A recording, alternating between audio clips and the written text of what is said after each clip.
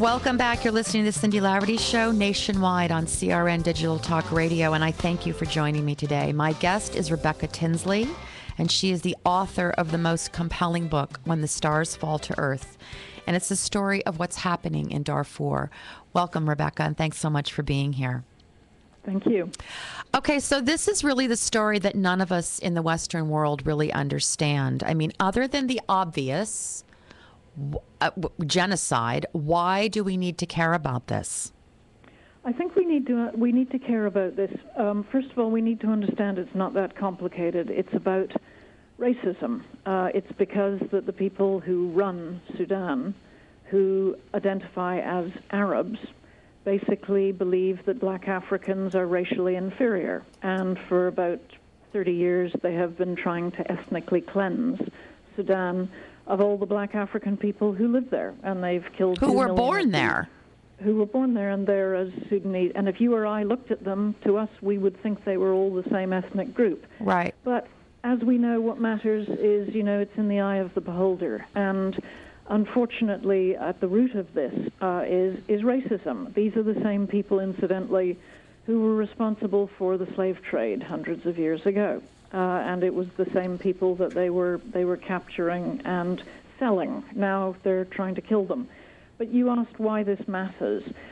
At the root of all of this is an ideology that is repulsive, and it is extreme fundamentalist Islam. And it's really important that we differentiate this from mainstream moderate Islam. And you talk about this in the preface of the book. I mean, you just captured me. The page doesn't even have a number. It's just, we need to understand the difference. And I don't think in America or maybe in the Western world we do understand. So can you go into that?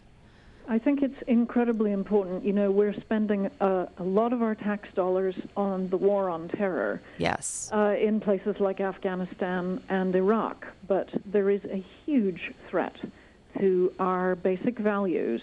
And there is a war being fought right across Africa because incredibly well-funded extreme Islamists are setting up religious schools, and they're spreading their message that is a very hateful message. And the government of Sudan, the people who are doing the killing in Darfur and still doing the killing in Darfur, they are motivated by this extreme ideology. And let me give you an example of what it means. In Khartoum, which is the capital, yes. In Khartoum alone, every year, 42,000 women are publicly flogged for what is called indecency. And what indecency means is wearing jeans.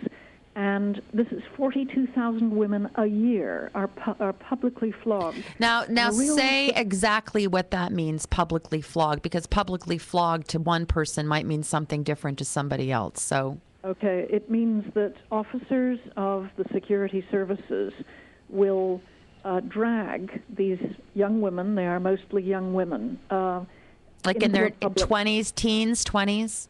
Teens and 20s, okay, into a public space, and they will take a whip and they will beat the women in public. And the real reason they're doing this, of course, it isn't just because they're wearing jeans. It's because these young women are on their way to college. Right. And it offends this regime so much that young women are leaving the house and trying to better themselves and get a career. So that is the real face of what this extreme Islamism looks like. Well, you write in the book, and I just want to read this quote because I think it really captures everything. The people are in the camps because the Islamist regime in Khartoum is forcing all citizens of Sudan to obey their rules. Extreme Sharia law, no democracy, and no impartial legal system. And they want to spread this around the world. That's exactly right. And that's why it matters to Americans, because unless we face this down in Sudan and across Africa, it will one day end up coming to a neighborhood near us. And to emphasize what this is all about, let me quote the president of Sudan was recently asked, how do you define Sharia law? And he said, it is to cut and to stone and to kill. That's how he identifies his own ideology. To cut, to stone, and to kill.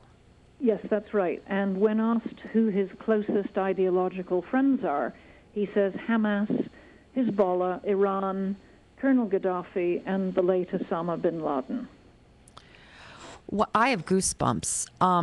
Okay, so why are we not doing anything in Darfur? I mean, I was going to get into the peacekeeping, which is hardly peacekeeping. Why are we not doing anything? Well, first of all, I've talked about Arab racism, but we're also guilty of a kind of racism that we look at Africa and we think it's so much undifferentiated horror. And people have said to me, well, it's very sad about Darfur, but if they don't die in a genocide, I guess they'll die of AIDS or hunger anyway. You've got to be. People have actually said that to you?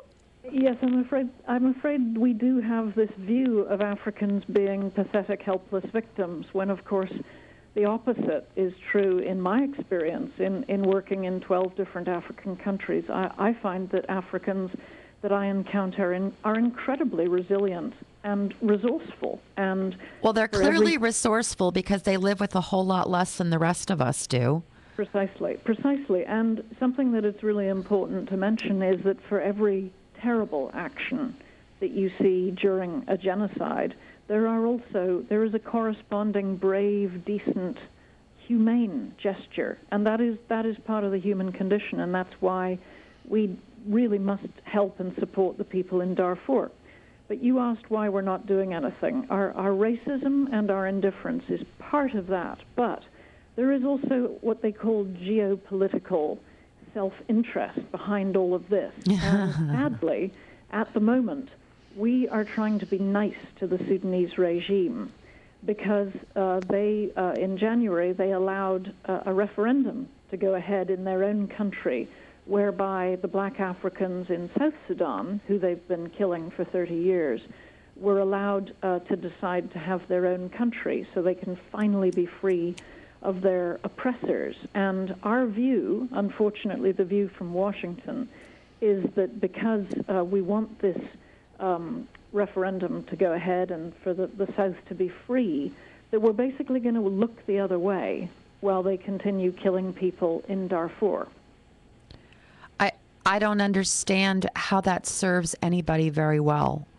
I don't understand. I guess I don't understand geopoliticalism, but I think that you probably have a better understanding than they do, these diplomats, because the truth is, think back to when you were a kid and there was a bully in your class at school, and you never actually succeed in dealing with the bully if you keep appeasing them and going along with them. The only way you handle a bully is to have unity in strength against that bully. And you surround that bully and you teach them a lesson, and that's because most bullies are cowards.